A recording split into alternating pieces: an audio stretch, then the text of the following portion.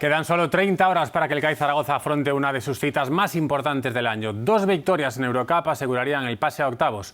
El primero de esos 2 trascendentales choques se juega mañana ante el Galatasaray y en directo aquí en Aragón TV.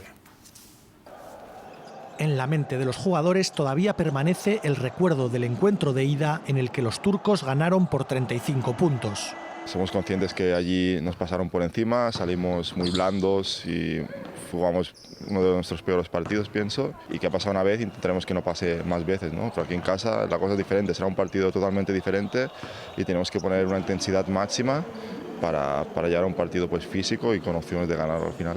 Lejos de haber ánimo de revancha, lo que hay es una tremenda motivación por alcanzar por primera vez en la historia del club los cruces para disputar un título europeo. Hay la opción real esta de pasar a la siguiente fase y todo el mundo la sabe y luchamos por conseguirla, ¿no? Y es un aliciente esto de pasar por primera vez a unos octavos de final, ¿no? El choque se disputa mañana a las 8:30 de la noche y ustedes podrán seguirlo en directo en Aragón TV.